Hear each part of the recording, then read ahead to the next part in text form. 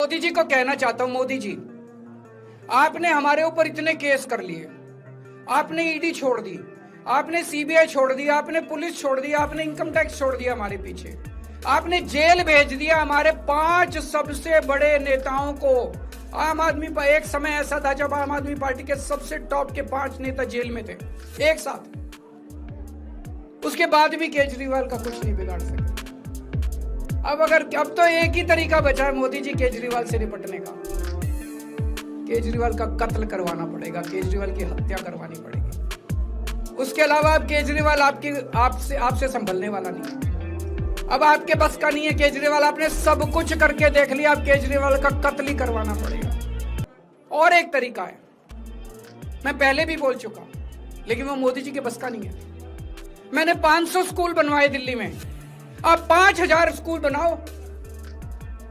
मैंने दिल्ली की सड़कें अच्छी करी, आप पूरे देश की सड़कें ठीक कर दो, देखो केजरीवाल को कोई पूछेगा ही नहीं। केजरीवाल ने 200 मोहल्ला क्लिनिक बनाए, आप 20,000 मोहल्ला क्लिनिक बनाओ, आप तो देश के प्रधानमंत्री हो। अरे अच्छे काम करो ना। वो नहीं होता मोदी जी से, वो मोदी जी से नहीं होता। मैं उनको कहना चाहता हूं, प्रधानमंत्री जी, केवल सत्ता की जो प्रधानमंत्री मोदी जी की और अमित शाह जी की सत्ता की हवस है, ये उसका नतीजा है जो ये षड्यंत्र रचा गया। ये पूरा षड्यंत्र किसने रचा, क्यों रचा? ये पूरा षड्यंत्र 2 लोगों ने मिलकर रचा, नरेंद्र मोदी जी और अमित शाह जी। और आज उन दोनों को पूरे देश से माफी मांगनी चाहिए। उन दोनों ने मिलकर षड्यंत्र रचा कि आम आदमी पार्टी को खत्म किया जाए, आम आदमी पार्टी को बर्बाद किया जाए। और उस षड्यंत्र के तहत आजाद भारत का सबसे बड़ा और सबसे घिनौना षड्यंत्र रचा उन लोगों ने। वो देख रहे थे कि दिल्ली में वो हमें नहीं हरा सकते, वो देख रहे थे कि दिल्ली की जनता हमारे कामों से बहुत खुश है, वो देख रहे थे दिल्ली में कामों की राजनीति के आधार पर वो कहीं खड़े नहीं होते, तो उन्होंने एक षड्यंत्र रचा। जनता जानती है कि केजरीवाल ईमानदार, उन्होंने कहा केजरीवाल की ईमानदारी पे चोट करो। जनता जानती है कि आम आदमी पार्टी ईमानदारी, उन्होंने कहा आम आदमी पार्टी की ईमानदारी पे चोट करो। उन्होंने आम आदमी पार्टी को खत्म करने के लिए षड्यंत्र रचा और बोले केजरीवाल बेईमान है, केजरीवाल बेईमान है, केजरीवाल बेईमान है, केजरीवाल ने शराब घोटाला किया, केजरीवाल पैसे खा गया, केजरीवाल ने 100 करोड़ रुपए खा लिए। मैंने जिंदगी में केवल ईमानदारी कमाई है, मैंने जिंदगी में केवल इज्जत कमाई है, एक नया पैसा नहीं कमाया मैंने अपनी जिंदगी में। इन लोगों की तरह नहीं हूं मैं। मैंने जिंदगी में एक नया पैसा नहीं कमाया, केवल ईमानदारी कमाई है। और ये उस ईमानदारी के ऊपर चोट करना चाहते थे, उसके लिए इन्होंने षड्यंत्र रचा था। आज कोर्ट के ऑर्डर के बाद ये साबित हो गया देश के सामने, केजरीवाल कट्टर ईमानदार है, मनीष सिसोदिया कट्टर ईमानदार है, संजय सिंह कट्टर ईमानदार है, दुर्गेश कट्टर ईमानदार है, आम आदमी पार्टी कट्टर ईमानदारी है। हम नहीं कहते। राष्ट्र और देश के लिए खतरा बनते जा रही है। जब से केंद्र में भारतीय जनता पार्टी के नेता नरेंद्र मोदी प्रधानमंत्री बने हैं और उनके सहयोगी गृह मंत्री अमित शाह बने हैं, तब से देश में तानाशाही का माहौल उत्पन्न हो गया है। ईडी सीबीआई का गलत इस्तेमाल करके राज्य के विपक्षी नेताओं को, लोकप्रिय नेताओं को, उनके मुख्यमंत्रियों को जबरन जेल भेजा गया।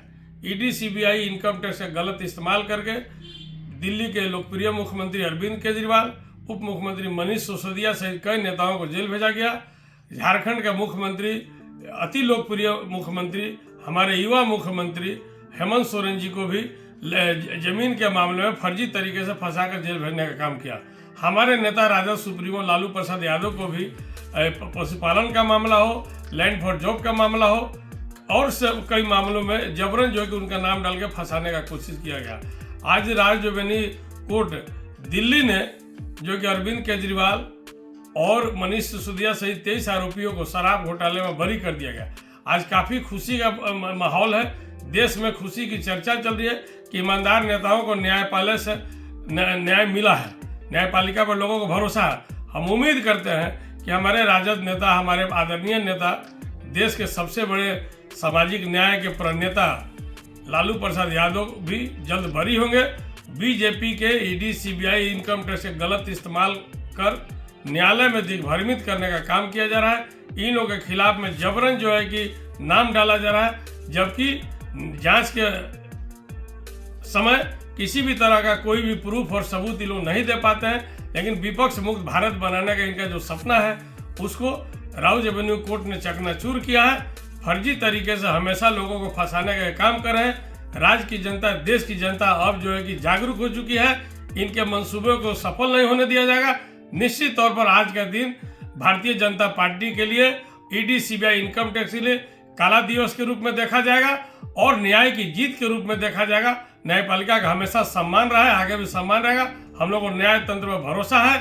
राहुल गांधी को भी इसी तरीके से तबाह किया गया, सोनिया गांधी को भी इसी तरीके से तबाह किया गया, रॉबर्ट वाड्रा को भी इसी तरीके से तबाह किया गया।